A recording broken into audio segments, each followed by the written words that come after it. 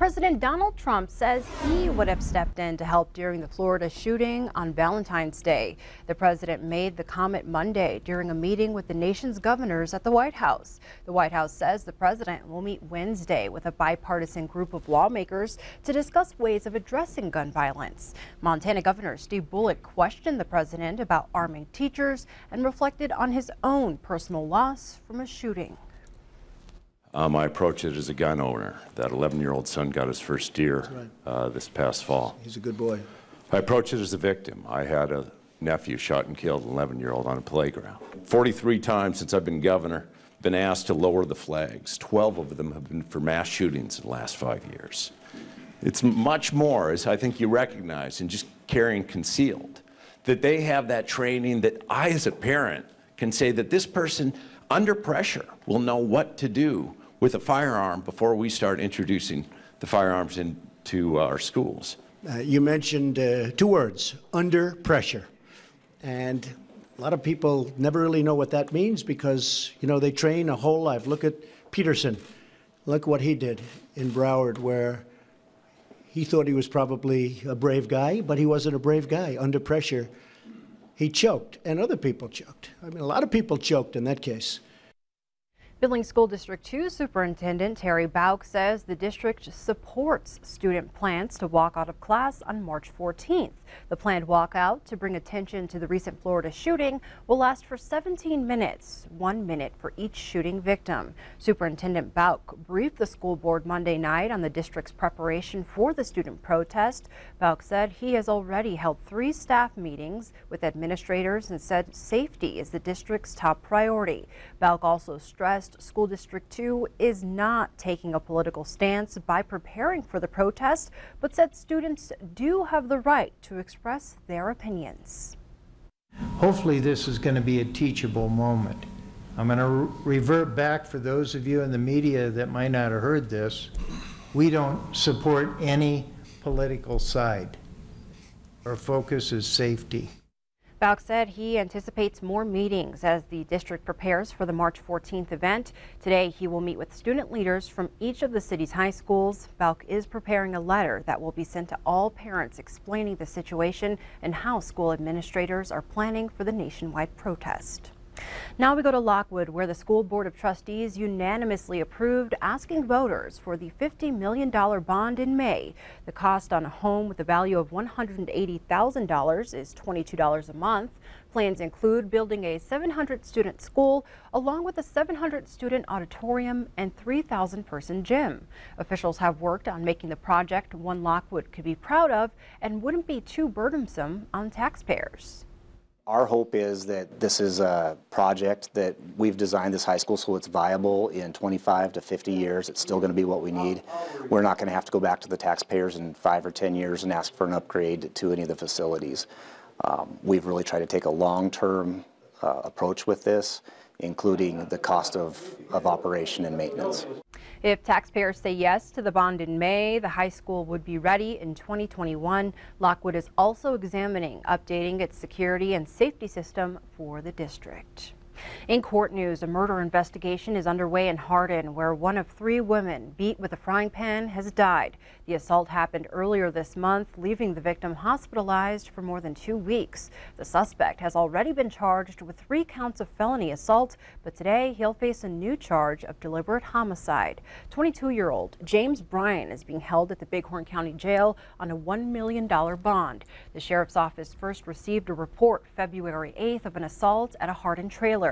A witness told deputies Bryan bragged to her that he, quote, laid 3 girls out with a frying pan. The witness said she found all 3 women at the trailer unconscious.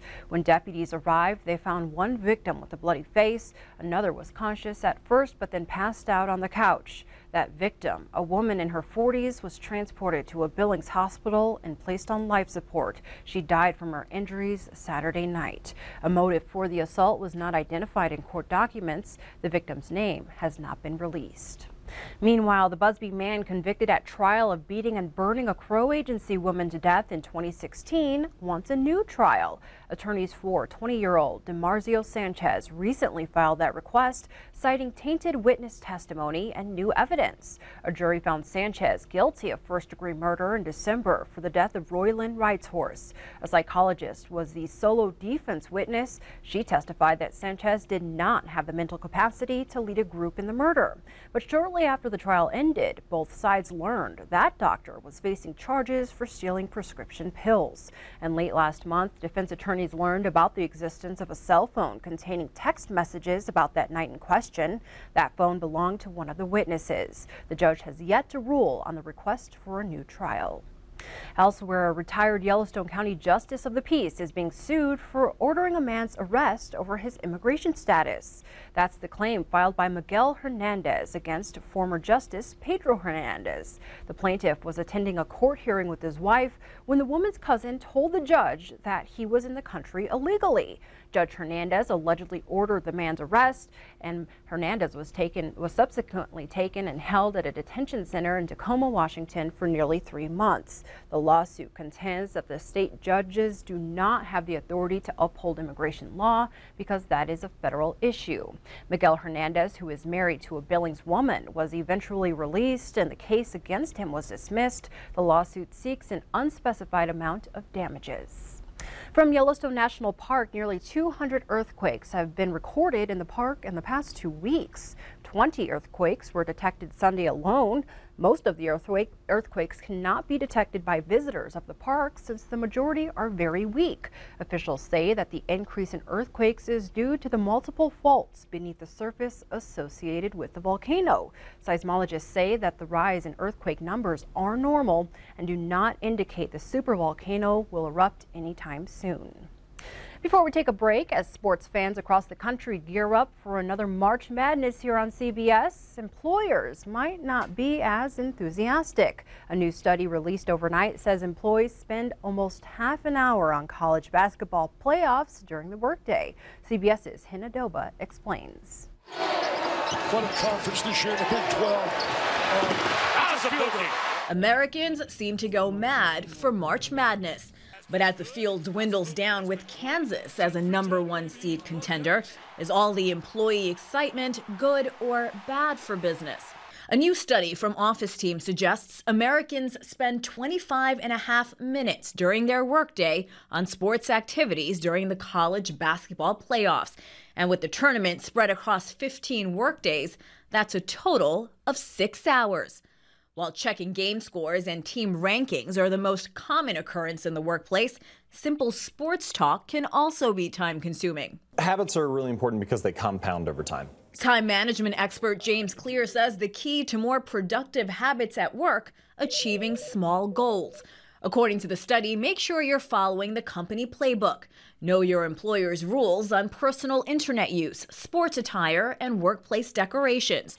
Don't fall behind on assignments, and it's okay to root for your favorite team, but remember, it's just a game. They seem like really small choices, right? In the moment, it seems like nothing in order to make these choices. But over the span of our lifetimes, they end up making the difference. But the study also suggests employers shouldn't worry too much about March Madness being a distraction. Allowing employees even a few minutes can be time well spent, giving staff the opportunity to bond with colleagues and return to their desks rejuvenated. Hina Doba, CBS News. The NCAA tournament picks will be made on March 11th, and the first game begins right here on CBS March 13th.